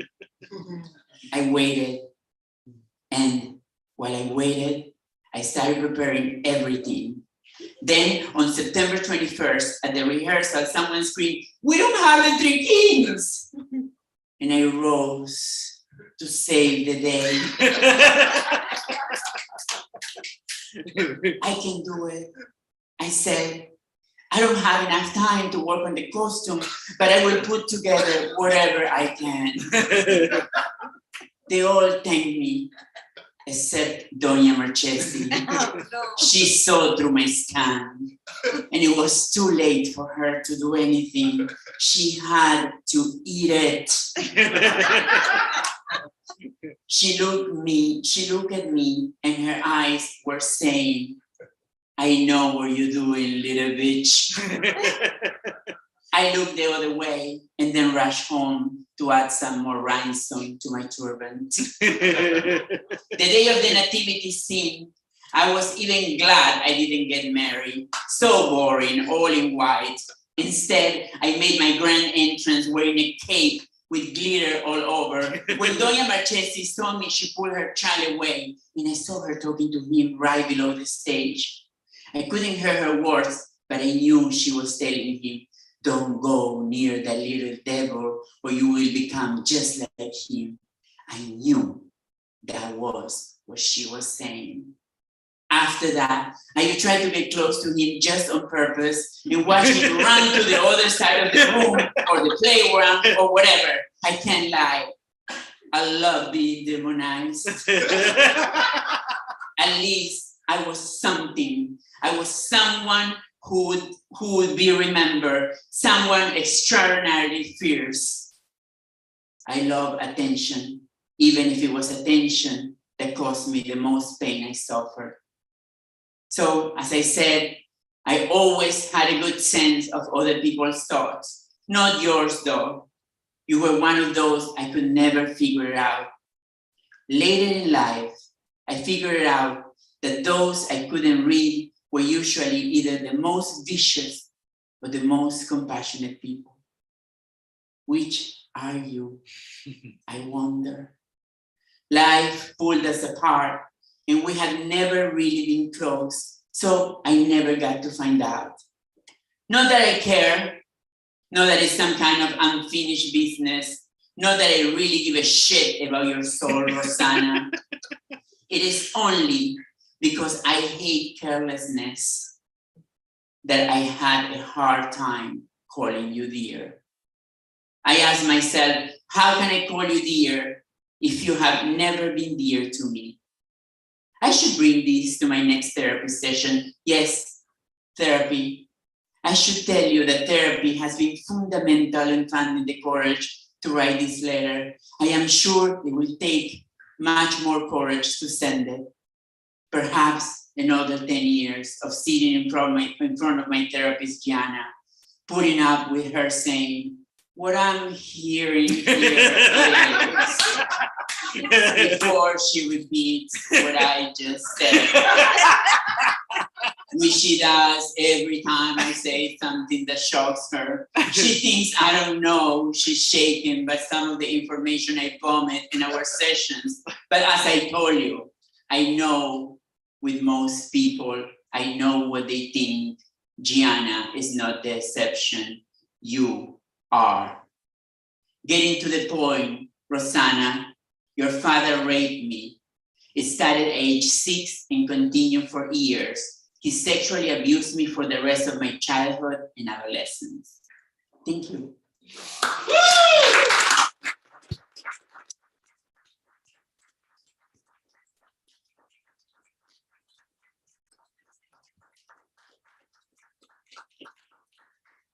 And our final reader for the night is actually a pre-recorded video from Alyssa Song Siradej, who is an editor at Electric Literature. Her fiction has appeared in Story Quarterly, the Indiana Review, the Offing, and Columbia, a Journal of Literature and Art, and has been supported by Yaddo, the UCross Foundation, the Ragdale Foundation, the Vermont Studio Center, the VCCA, and the Massachusetts Cultural Council. Little Rabbit is her first novel. She lives in Philadelphia. Ladies and gentlemen, please give it up for Alyssa.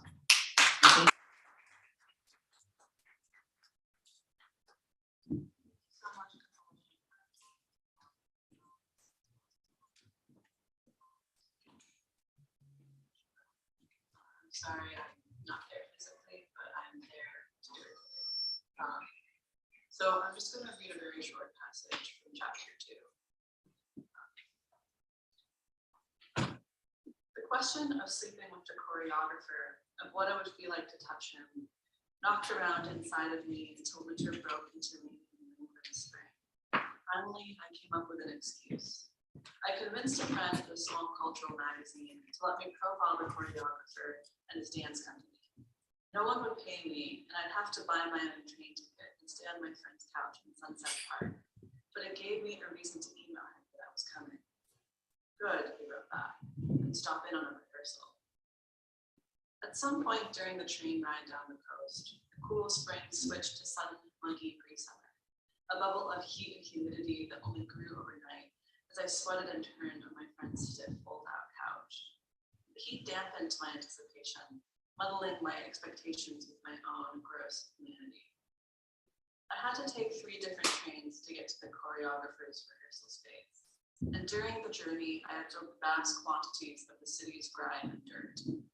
By the time I got to the school-turned performing arts studio, I had sweated through my linen blouse, my denim shorts, transformed into a swamp of a human being.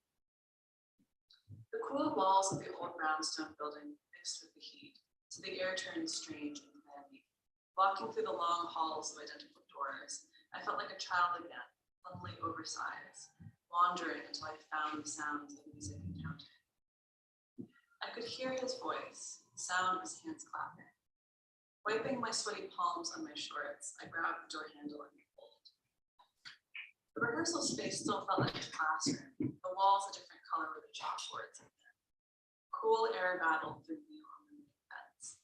6 or 7 glorious bodies moved through the middle of the room, cutting around each other, stopping, stretching, lifting, and throwing one dancer to another. Even though I'd never seen anyone else do the things they did, their bending, twisting feet made them seem more human, like they'd found new doors into how to be a body. The choreographer stood in front of them all, watching them, instructing. He wore a white t-shirt, soft black pants, his arms wrapped around his torso as he focused. I could see the line of his waist, the lean muscles that still bound him. More point with the chin, he called. You should be leading with the sternum, carry the motion through. I closed the door silently behind me, but he still noticed and walked over. Could you take off your shoes, he asked, looking at my dirty white sneakers. A soft matte material covered the oddly springy floor. Sorry, I said, toying them off. They changed as soon as you walked in the door, he said, looking at the dancers, just a millimeter tighter. I'm sorry, I repeated. No, it's the permanent problem with the performer, he said. It's just too bad you'll never see how they move that long. He went back to his spot, watching the dancers and shouting out commands, suggestions so specific I couldn't follow. The song ended, the performers hitting their last pose. Good work, he said, clapping. Now let's get Jackie, TJ, and Zach to the trio. Jackie was the dancer with the long brown hair. Today, she wrapped it up in a tight ballerina bun and dressed her body in a white leotard made of tissues and fabric. I stared at the muscles looking across her back, eyes, until I felt absurd, goggle-eyed. She turned away from my gaze, her forearms up against the back of her head, with her mouth pressed into her bicep. Her right leg was up, and the two male dancers crowded the floor around her, one taking her raised cap in his palm. They held still for a beat, turned to living Grecian statues. Then the music began, and they sprang to life, one male dancer lifting Jackie, their backs to each other, then tossing her to the other who caught her by the waist. She seemed trapped for a moment with her legs sit behind her, before swirling free, the world turned by her hips. Stop, the choreographer called. Jackie, you need to be initiating the movement more from the pelvic bowl. He crossed the room to stand next to her, pointing his thumbs at his own hips. Imagine you have two strings tugging your iliac crests. He swiveled to demonstrate, shifting the balance of his knees. Jackie copied him. I reached into my leather satchel for water, but I didn't have any. I felt a pen. Oh, notes, I remembered. I should be taking notes. And when you hit the right elbow, hit it. She struck a pose with her right elbow up and out. You need to point a little higher. He touched her elbow with two fingers, adjusting. And look a little more this way. The fingers went to her cheek, guiding her face. So you're looking stage left, right there, right at her. They locked on me, the choreographer pointed. Jackie smiled and I gave a small, stupid wave. Once rehearsal finished, the dancers fell upon their bags, gathering their empty Tupperware and their water bottles as they reassembled their outside selves. I stood in the corner, watching everyone leave. Good work, the choreographer said. See you Wednesday. The last one, TJ left, and then the choreographer and I were alone. We stood by the door at the opposite end of the room. Shall we? Thank you so much.